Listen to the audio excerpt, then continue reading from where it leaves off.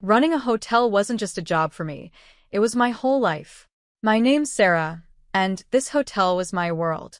That was until he walked in. You couldn't miss him. A young man in a suit that practically shouted wealth. His eyes were glued to an expensive phone as he checked in, flashing a smile that could sweep you off your feet. "Good evening, I'm Jacob," he said, his voice smooth and confident. "I'll be staying for a couple of nights. Anything exciting going on around here?" I found myself smiling back, caught a little off guard by his charm. "Well, Jacob, this city's full of surprises. Depends on what you're looking for," I replied, handing him his key. Our conversation was short, but it left an impression. Maybe it was the curiosity in his eyes, or the way he seemed genuinely interested in what I had to say. He didn't stay long, but when he checked out, he left a note. "Enjoyed our talk.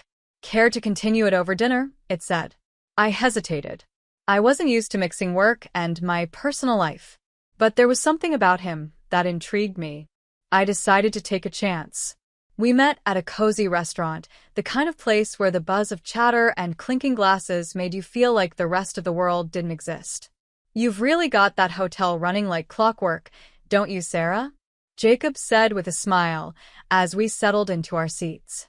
I laughed, feeling unexpectedly at ease. "I guess you could say I've had plenty of practice." The evening flew by as we talked about everything and nothing. Jacob seemed like an open book, sharing stories about his travels and business ventures. When the conversation shifted to me, I found myself opening up in a way I rarely did. I told him about losing my parents and how it had been just me and my sister Camille against the world since I was 24. "That's a lot to handle, Sarah," he said, his expression softening.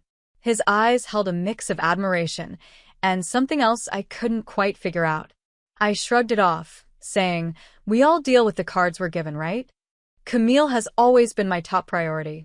Our parents left us a little money, and I've worked hard to grow it bit by bit." Jacob nodded, looking impressed. "That's really something," he said thoughtfully. As the evening went on, he added, "You've got a good head on your shoulders." I realized I hadn't laughed this much in ages. But when I tried to ask him about his family, he smoothly changed the subject. "My parents and I don't see eye to eye," he said, a shadow passing over his face. "Let's just say they have their way of seeing the world, and I have mine." I didn't push for more. Everyone has their own struggles and stories, and I didn't want to make him uncomfortable. As the night came to an end, I found myself wishing it wouldn't. There was something about Jacob that made me feel alive, like I hadn't in years. Life with Jacob became a whirlwind. Every day was full of surprises, and every moment felt special. He had this way of turning even the simplest things into unforgettable memories. Whether it was a casual dinner or a quiet walk, he made everything feel magical. One evening, as we sat in our favorite little cafe with its dim lights and cozy corners, I said, "Jacob, I can't believe how fast everything is happening." He reached across the table, taking my hand in his. "Sarah, when something feels right, why wait? I've never been more certain of anything in my life," he said, his voice steady and his eyes locked on mine. "I know," I replied, "but it's all happening so quickly. It's a lot to take in." The day of the wedding, he gently squeezed my hand. "I get it, Sarah, but trust me. I'm here for the long haul. I want to build a life with you, a future. And I want to start by making this wedding day the most incredible day of our lives." The way he talked about the wedding, with so much excitement and certainty, was hard to resist. He painted a picture of a celebration so grand, it took my breath away.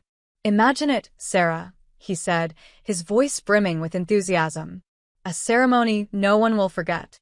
A day that celebrates our love. It's going to be perfect." And then he smiled, leaning closer. "Just wait until the honeymoon." I asked him, feeling both curious and a little nervous, "You mentioned something about the most expensive hotel in the world." His smile grew wider. "Yes, it's all part of the plan. But I need you to trust me. Let's take this leap together. Your savings for the wedding, my funds for the honeymoon, and our future home. We'll make this a reality." I hesitated. The practical side of me wanted to be careful, but when I looked into his eyes, filled with love and promise, I felt my doubts fade. I nodded slowly. Okay, Jacob. Let's do it. Let's make this wedding a day to remember. The weeks flew by, as wedding planning completely took over our lives. Jacob was unstoppable, taking charge of every detail to make sure our day would be nothing short of extraordinary. Watching him so focused and determined made me fall even deeper in love. Jacob, you're amazing. The way you're handling everything, I don't even know how to thank you. I told him one evening as we went through the guest list and talked about the extravagant menu he had planned. He pulled me close, wrapping his arms around me. Sarah, seeing you happy is all the thanks I need. This wedding is just the start. Our life together will be even more beautiful. But even with all the excitement, doubt would creep in at times, whispering questions late at night. Was I moving too fast? Was I letting the romance sweep me away? Every time those thoughts came up, Jacob was there to reassure me. His words and promises were like an anchor, keeping me steady in the storm of uncertainty. The wedding preparations filled my days, choosing cakes, flowers, and decorations. But in the middle of all the chaos, I realized I needed Camille. She wasn't just my sister. She was my rock, my confidant. Ever since we lost our parents, it had been just the two of us against the world. Her opinion meant everything to me, especially now. I picked up the phone and called her, hoping she could take a break from her job at the cafe. Hey, Camille. Think you can leave the aprons and coffee smells behind for a day? I could really use some help with tulle and satin, I joked, my voice full of hope. Camille's laughter came through the phone, light and familiar. For you, sis? I'll trade coffee stains for bridal trains any day. Give me an hour to finish up here, and I'm all yours. The bridal shop felt like a dream, filled with white and ivory gowns that seemed to flow like waterfalls of lace and silk. As I tried on dress after dress, Camille's presence kept me calm in the whirlwind of satin and sequins. That one, Sarah, it's like it was made for you, Camille said, her eyes lighting up as I stepped out of the dressing room wearing a gown that felt perfect. I turned to look at my reflection, the dress fitting every curve just right and flowing softly to the floor. You think so? I don't know, I feel like a real bride, I said, a smile spreading across my face. Camille's grin matched mine, but for a brief moment, I caught something in her expression, a shadow, quick and troubling. Before I could ask, she grabbed a dress off the rack. Mind if I try this one on? Just for fun, she asked, holding up a gown that shimmered with every move. I laughed, surprised and amused. Planning to elope, are you? Or is there some mystery man you've been hiding from me? Camille laughed too, but it wasn't her usual carefree laugh. There was something else there, something I couldn't quite put my finger on. Oh, Sarah, you know me, always a bridesmaid, never a bride. But a girl can dream, right? She joked, though her eyes quickly darted away as if to hide something. The rest of the day was filled with laughter and the soft rustle of silk, but I couldn't ignore the shift in Camille's mood. Her bubbly self seemed to fade at times, replaced by moments of distraction. Everything okay, Camille? You seem a little off today, I asked gently, feeling a twinge of worry. She waved her hand dismissively, brushing off my concerns. It's nothing, really, just the chaos at the cafe. You know how it gets, she said with a quick smile, but it didn't quite reach her eyes. As we left the bridal shop, the weight of whatever she was hiding hung between us, creating an uneasy tension I couldn't ignore. I wanted to believe it was just pre-wedding stress or maybe a tough day at work, but deep down, I had a feeling it was something more. Something bigger. I lay in bed, staring at the ceiling. The excitement of finding the perfect wedding dress had been replaced by worry about Camille's strange behavior. She'd always been like an open book to me, but now it felt like some pages were missing, with secrets hidden between the lines. As the wedding day got closer, the happiness I should have felt was clouded by a growing unease. Camille and I had always faced life together, but now it felt like there was a wall between us, built with unanswered questions and things unsaid. I had no idea that the answers to those questions were about to turn my whole world upside down. It started like any other day, or so I thought. Jacob had left his phone buzzing on the kitchen counter as I cleaned up. The constant notifications caught my attention, a nagging reminder that something wasn't quite right. Surprisingly, the phone wasn't even locked. That alone made my stomach twist, but what I found when I looked was worse than anything I could have imagined. The messages between Jacob and Camille hit me like a punch to the gut. Each word felt like a knife, cutting deeper and deeper. They weren't just having an affair, they were planning to push me aside, like I meant nothing. Years of love and trust with Camille crumbled in an instant. I read her message over and over, the one where she confessed to Jacob that she was pregnant with his child. My vision blurred as tears filled my eyes. Can't believe we pulled this off. She's such a fool, falling for every lie. And now with the baby, we can finally be together, just as we planned, she had written. The world around me seemed to spin, like I was trapped in a storm of lies and betrayal. Jacob's reply was just as cruel, if not worse. Love you, babe. Can't wait to see her humiliated and out of the picture. She's just a naive cash cow. This wedding will be perfect, thanks to her money. After that, we'll finally have our real life together. I sat there, the phone heavy in my trembling hands. A storm of emotions swirled inside me: betrayal, anger, disbelief. But beneath it all, something else began to grow. A cold, unshakable determination. They thought they could use me, lie to me, and throw me away like I didn't matter. But they were wrong. I wasn't about to let them destroy me. They were going to learn what happens when you underestimate Sarah Anderson. When Jacob came back into the room, his carefree attitude felt like a slap in the face. Hey, babe, did I miss any important calls? He asked casually, picking up his phone with a relaxed smile. I forced a smile, even though my stomach churned with anger. Nope, just the usual stuff. Busy day, I replied, keeping my voice calm and steady despite the storm inside me. Jacob gave me that same charming smile, the one I now knew was just a mask. As always, but nothing's more important than coming back to you, he said, leaning in for a kiss. I had to fight every instinct not to pull away. From that moment on, I played my role as the clueless fiancé perfectly. I smiled, nodded, and went along with all the wedding plans. But behind the scenes, I was carefully plotting my revenge against the 5 people who had betrayed me so deeply. Every day felt like a test of my patience, a balancing act between acting the part and holding back the rage inside me. But I wouldn't let them see me break. I was waiting for the perfect moment, and when it came, they would feel the full weight of what they had done to me. At night, as I lay in bed, the images of Jacob and Camille's deceitful faces haunted me. Their betrayal was burned into my mind. I made a silent promise to myself they would pay for this. Their twisted little game would end, and it would be their downfall.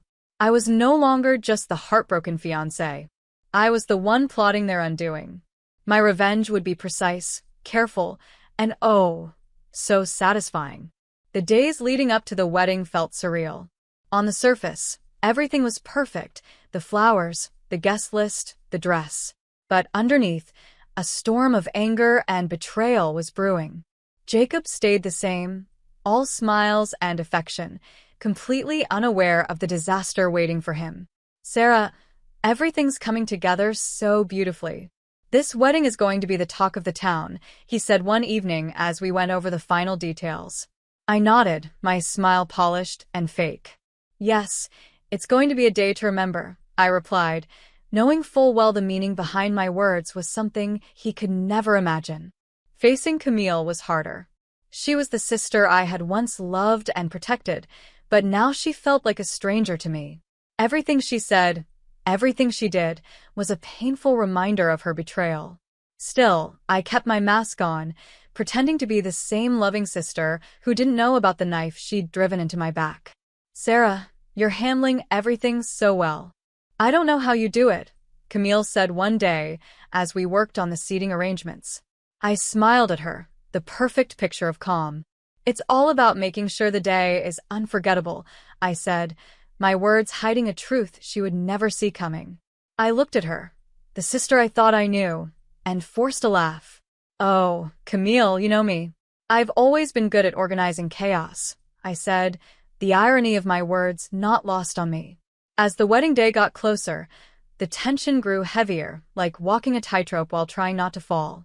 Jacob kept his phone close now, his conversations quiet and rushed, but it didn't matter. I already knew everything I needed to know. The morning of the wedding was clear and sunny, the kind of day everyone dreams of. But for me, it was the perfect setting for what I knew would be a beautiful disaster. As I got ready, the reflection in the mirror showed a calm, serene bride. But beneath the veil and makeup, I was a woman on a mission, no longer a pawn in their twisted game. "Camille's running late, Hals?" Jacob said casually as he adjusted his tie. I met his eyes in the mirror, careful not to let anything slip. "Yes, but she'll be here. She wouldn't miss this for the world," I replied, my words laced with double meaning. He nodded, completely clueless. "Well, she's always been a bit unpredictable. But today is about us, Sarah. Our new beginning." I turned to face him, my smile calm and steady, hiding the storm inside me. "Yes, Jacob. A new beginning," I said, bracing myself for what was about to unfold. As I walked down the aisle, the eyes of our friends and family were on me, their smiles warm and full of joy. They had no idea what was coming. This was the calm before the storm, and I knew the moment of truth was just around the corner. Everything was in place, the vows, the guests, the perfect setting. But this wasn't going to end the way anyone expected. Standing next to Jacob in front of the priest, my heart pounded with a mix of fear and determination. The vows, meant to promise forever, were about to shatter in the most dramatic way possible. The guests, oblivious to the chaos beneath the surface, watched us with smiles and tears in their eyes. But then, something happened that no one could have predicted. Camille appeared. She stormed down the aisle, dressed in a bridal gown almost identical to mine. Her eyes met mine, but there was no love, no sisterly connection. Instead, there was a cold, sharp determination that sent a chill through me. "Move aside, Sarah," she said, her voice cutting through the room. "I'm the one who deserves to be here. Jacob loves me, and I'm carrying his child." "I'm carrying his child," Camille declared, her voice cutting through the stunned silence. The room erupted into whispers and gasps as the guests exchanged confused and disbelieving glances. Jacob, instead of showing shock or regret, let out a hearty laugh, dropping the mask he had so carefully worn. "Well said, Camille. Sarah, you've been a good host, but this is where your part ends. Why don't you join the audience?" "This is Camille's moment now," he said, his words dripping with mockery and arrogance. Their betrayal, so public and cruel, sent a shockwave through the room. The audacity of it left the guests frozen in disbelief. But as the weight of the situation hit me, I did something no one expected. Not Jacob, not Camille, not even myself. I smiled. I looked at Jacob, then at Camille, and said, "Of course, why not? I wouldn't want to miss the show. After all, I did pay for it." My voice was calm, steady, masking the storm raging inside me. Camille and Jacob exchanged uneasy glances, clearly thrown off by my response. This wasn't the reaction they had expected. The guests were just as confused, their eyes darting between us as they tried to make sense of the surreal scene unfolding before them. I walked gracefully to an empty seat among the guests and sat down, my head held high. The whispers around me grew louder. "What's she up to? Is she really going to let this happen?"